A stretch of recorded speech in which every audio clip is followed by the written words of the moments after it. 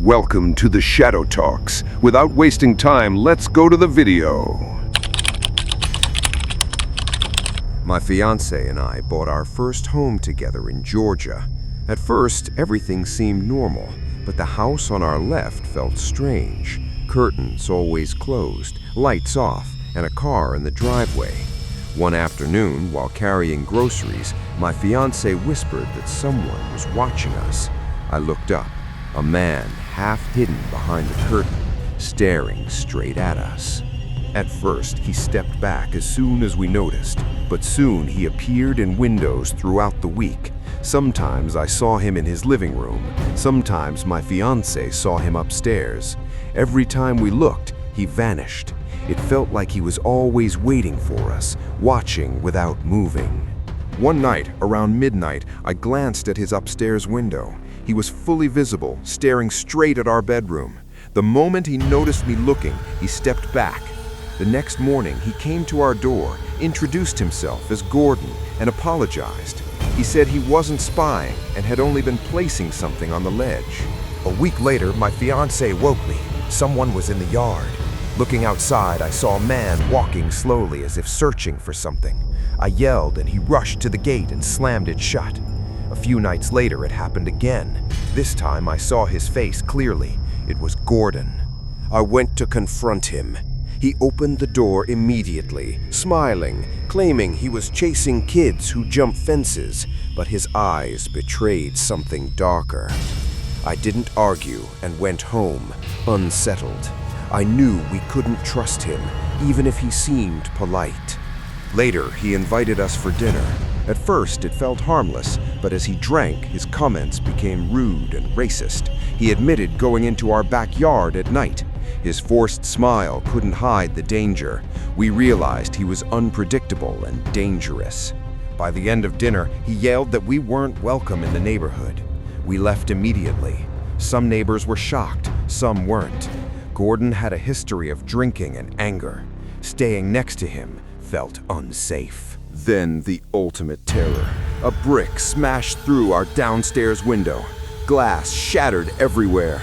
No note, no explanation. We filed a police report, but without proof, nothing was done. The fear became constant. Every night, we felt watched. Creaks, shadows, even our own doors sounded suspicious. Cameras didn't help. We couldn't relax. The house, once our dream, became a source of constant dread. Less than 2 months later, we packed and left.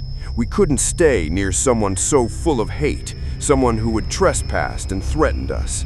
The house we thought would start our life together became a nightmare we barely escaped. My name is Noah. My fiancée, Gabby, and I moved into a quiet suburban home. Next door lived Daniel and Veronica, a seemingly friendly couple. They welcomed us, even baked us a red velvet cake. The first weeks were calm, peaceful, and normal.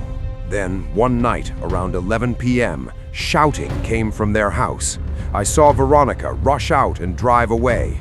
It was strange, but we thought it was a normal argument. Couples fight sometimes, nothing more. Days later, yelling continued.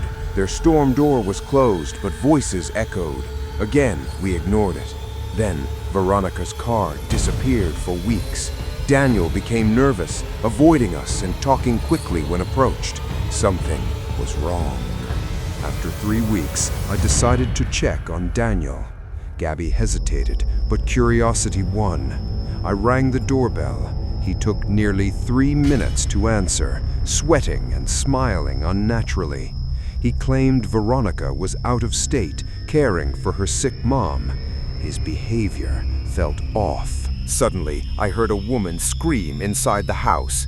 Daniel said she was watching a movie upstairs, but his story didn't match. I left and told Gabby, who urged me to call the police. I stayed anonymous, fearing retaliation. Within 10 minutes, sirens filled the street. Police stormed in. Daniel was arrested, and Veronica was rushed out on a stretcher.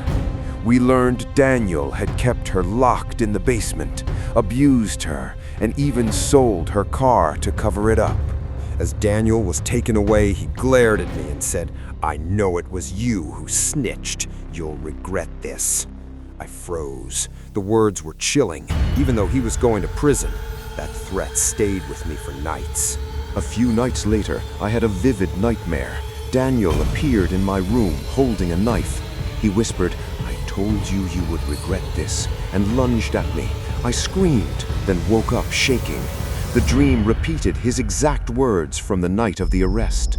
Gabby slept beside me, unaware of the nightmare. We moved soon after to a safer home, but the memory of living next to a murderer and hearing his threats haunts me. Some dreams fade, but this one stayed vivid. Even now, years later, thinking about Daniel and Veronica sends chills down my spine. We thought we were safe in a friendly neighborhood, but the truth was horrifyingly different. Safety can be an illusion.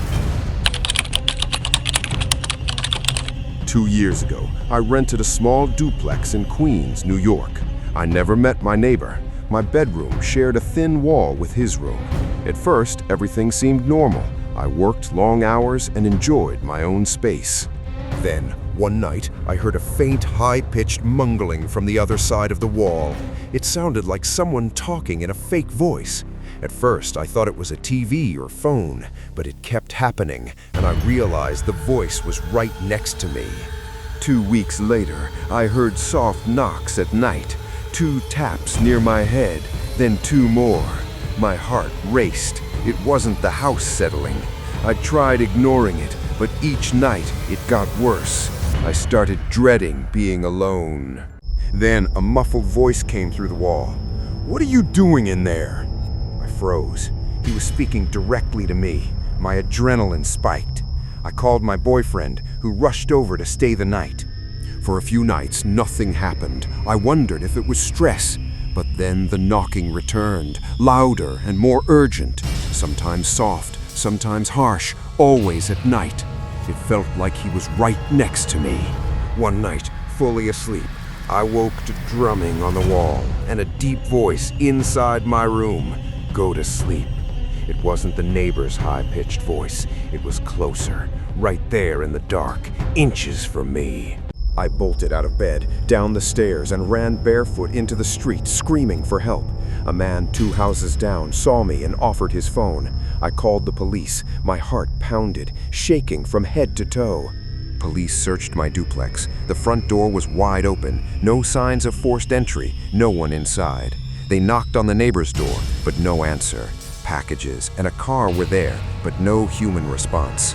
My boyfriend stayed with me each time I returned to pack. I refused to go alone. Even after the neighbor moved out, I still don't know what happened.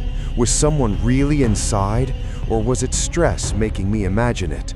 I never slept peacefully there again. Even now, thinking about that night gives me chills. Some things are real, and some things you hope aren't. But fear doesn't care.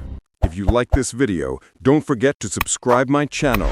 See you on next videos. Till then, goodbye.